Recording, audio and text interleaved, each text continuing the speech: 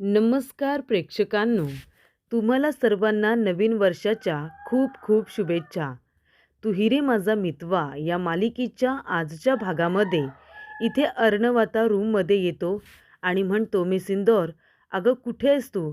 आणि तेवढ्यातच ईश्वरी घाबरलेली असते, कारण तिच्या हातामध्ये फोटो असतात आणि समोर अर्णवचं लॅपटॉपसुद्धा असतं. तेव्हा प्रेक्षकांनो, इथे तेवढ्यातच अर्णवला शिर्केचा फोन आलेला असतो. अर्णव म्हणतो, "हां शिर्के, बोला ना." आणि तेवढ्यातच प्रेक्षकांनो, ईश्वरी मागून येते आणि अर्णवचा लॅपटॉप त्याच्या नेहमीच्या जाग्यावरती आणून ठेवते. तेव्हा गडबडीमध्ये ईश्वरीच्या हातातून एक फोटो आता खाली पडलेला असतो आणि तेवढ्यातच प्रेक्षकांनो, अर्णव त्या ठिकाणी येतो आणि म्हणतो, "मी सिंदोर, कुठे आहेस तू?" तेव्हा ईश्वरी म्हणते, "सर, मी इथे आहे." "काय झालं सर?" तेव्हा अर्णव म्हणतो, "मी सिंदोर, अगं तुला महत्त्वाची गोष्ट सांगायची आहे. तुला माहिती आहे का, आता मी त्या राकेशचा महत्त्वाचा प्लॅन फ्लॉप केला." तेव्हा ईश्वरी म्हणते, "काय काय झालं सर?" तेव्हा अर्णव म्हणतो, "मी सिंदोर, अगं मी गेलो होतो ताईच्या रूममध्ये आणि तिथे गेलो होतो राकेशला सॉरी म्हणायला. पण त्यानंतर त्याच्या खिशामध्ये मी ताईचं मंगळसूत्र बघितलं आणि मी त्याला म्हणालो, की तुम्ही ताईचे सगळे दागिने आणलेत ना, मग बाकीचे दागिने कुठे आहेत? ते सुद्धा ताईला द्या." तेव्हा संपूर्ण रुमाल बाहेर काढलेली असते आणि ताईचे सगळे दागिने ते आता राकेशकडून मी काढून घेतलेले आहेत. तेव्हा ईश्वरी म्हणते, "बरं झालं सर, तुम्ही त्या राकेशला धडा शिकवलात." तेव्हा प्रेक्षकांनो, अर्णवचं बोलत असताना लक्ष त्या फोटोकडे जातं आणि तो म्हणतो, की "मी सिंदोर, हा फोटो इथे काय करतोय?" आणि तो फोटो आता अर्णवने बघितल्यानंतर ईश्वरी खूपच जास्त घाबरलेली असते. त्याचबरोबर प्रेक्षकांनो, अर्णव इथे राकेशबरोबर ज्या पद्धतीने वागलेला असतो, त्यानंतर राकेशला खूप जास्त राग आलेला असतो आणि तेव्हा प्रेक्षकांनो, राकेशने आता अर्णवचं खूप मोठं नुकसान करण्याचा निर्णय घेतलेला असतो. त्यामुळे प्रेक्षकांनो, तिथेच आता स्टडीमध्ये बाजूला ड्रॉवरमध्ये तिजोरीची चावी असते. तिजोरीची चावी आता काढून त्याने ती तिजोरी उघडलेली असते. तेव्हा प्रेक्षकांनो, आता तिजोरीमध्ये असतो तो म्हणजे अर्णवचा चेकबुक. चेकबुक असतो, तो चेकबुक आता काढलेला असतो आणि त्यानंतर सात्विक फॅशनच्या काही तिथे फाईल्स वगैरे असतात.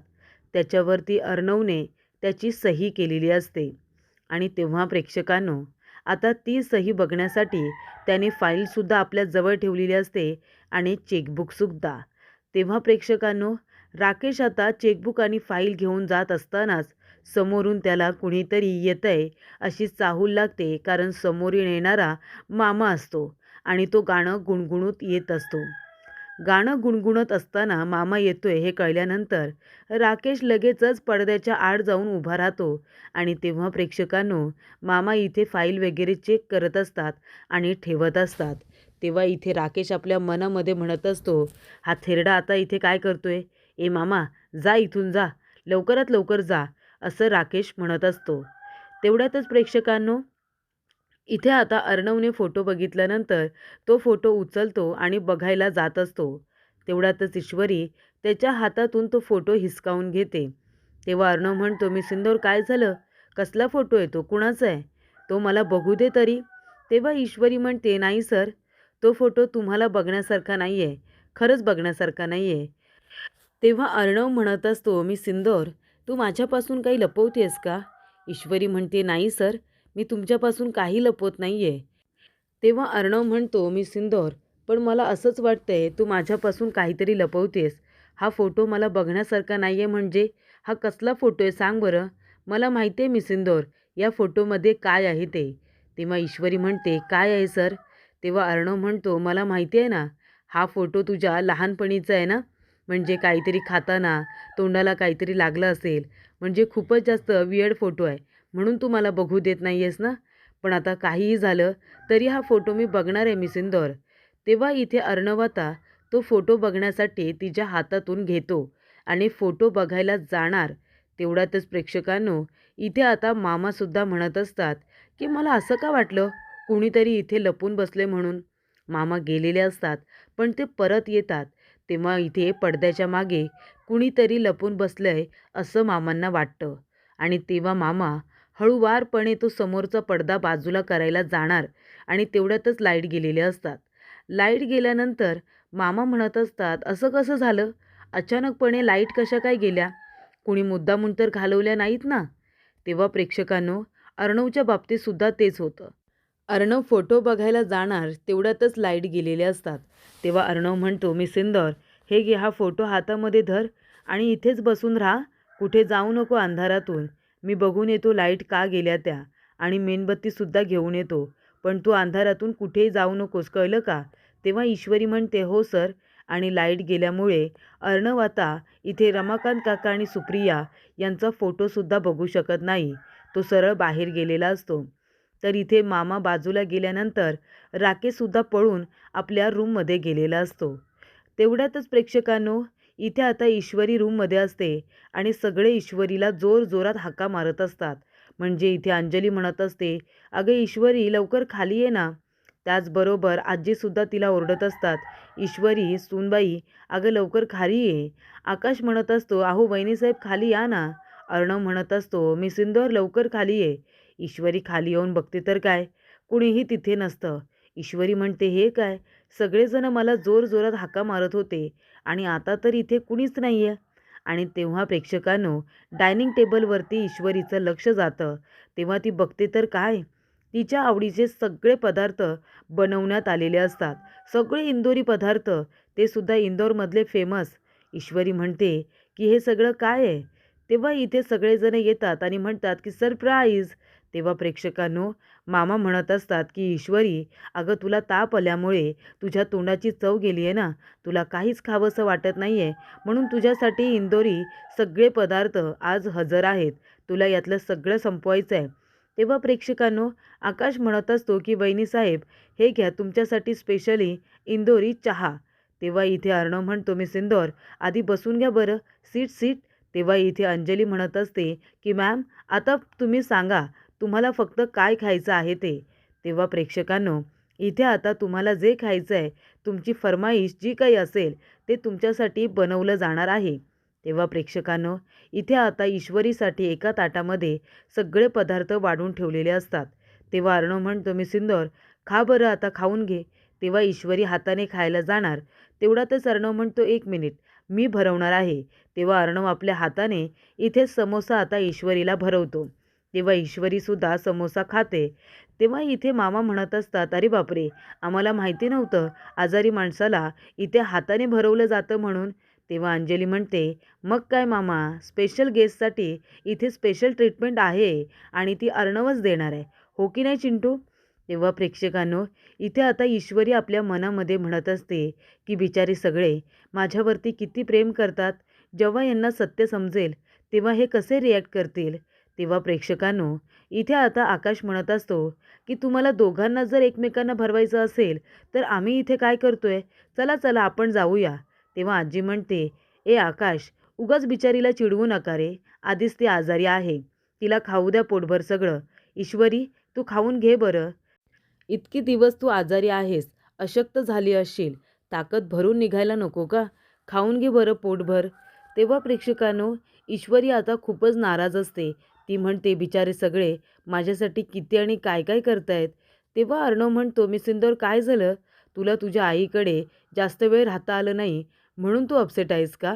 काय झालं मग, तू खात का नाही आहेस? तेव्हा प्रेक्षकांनो, आजी म्हणते, ईश्वरी, नक्की ना की हा तुला काय बोलला, सांग बरं. आणि इथे आजी अर्णवचा कान पिरगळते. तेव्हा ईश्वरी म्हणते, नाही नाही, मी एकदम खुश आहे, खरंच मी खुश आहे, त्यांना काही करू नका. तेव्हा इथे ईश्वरी लगेच अर्णवची बाजू घेत, मी आनंदी आहे असं सांगते. तर इथे राकेश आता अर्णवची सिग्नेचर कॉपी करत असतो, कारण त्याला आता चेकबुक मिळालेलं असतं. अर्णवची सही शिकायची असते त्याला आणि चेकबुकमध्ये तशी सही करून त्याला पैसे लुबाडायचे असतात. राकेश म्हणतो, चिंटुकल्या, तू माझा इथे प्लॅन फ्लॉप केलास ना, आता बघ तुझ्या अकाउंटमधले सगळे पैसे कसे मी हिसकावून घेतो ते साफ करून टाकतो. त्यानंतर इथे वल्लरीसुद्धा तेच म्हणत असते की हा फोटो अर्णवच्या नजरेसमोर आलाच पाहिजे. रमाकांत काका आणि सुप्रियाचा फोटो अर्णवला दिसायला पाहिजे अशा ठिकाणी मी ठेवणार आहे, असं वल्लरी म्हणत असते. त्यानंतर प्रेक्षकांनो, आजी म्हणत असते की ईश्वरी, तू खाऊन घे बरं. आणि मला तुम्हाला सगळ्यांना एक महत्त्वाची गोष्ट सांगायची आहे. मला एक अनाउन्समेंट करायची आहे. म्हणजे सरप्राईज द्यायचं आहे असं समजा आणि ते सरप्राईज मला स्पेशली ईश्वरीला द्यायचं आहे. पण त्यासाठी सगळेजण त्या ठिकाणी हजर हवेत. आणि काय रे अविनाश, वल्लरी कुठे आहे? आणि अंजली, जावई बापू कुठे आहेत? तर इथे मामा म्हणतात की वल्लरी माझ्या श्रीमती नेहमीप्रमाणे रूममध्ये असतील. आणि अंजली म्हणते की हे सुद्धा आहेत रूममध्ये, आम्ही बोलावून आणतो. तेव्हा इथे वल्लरी प्लॅनिंग करत असते की हा फोटो अर्णवला कसा काय दिसेल त्या पद्धतीने ठेवला पाहिजे. तेवढ्यातच मामा तिथे येतात आणि म्हणतात, अगं वल्लरी लवकर चल, आई काहीतरी आहे ना सरप्राईज देणार आहे, आपण ते बघूया सरप्राईज काय आहे ते. तेव्हा वल्लरी म्हणते, आलेच मी. तेवढ्यातच इथे राकेश आता अर्णवची सिग्नेचर कॉपी करत असतो, तो शिकत असतो. तेवढ्यातच तिथे अंजली येते आणि म्हणते, अहो चला लवकर, आजी आहे ना काहीतरी सरप्राईज देणार आहे ईश्वरीला, काय सरप्राईज आहे ते बघूया. तेव्हा इथे आता तो सुद्धा म्हणतो की चल मी पण येतो, तर राकेश पण येणार असतो.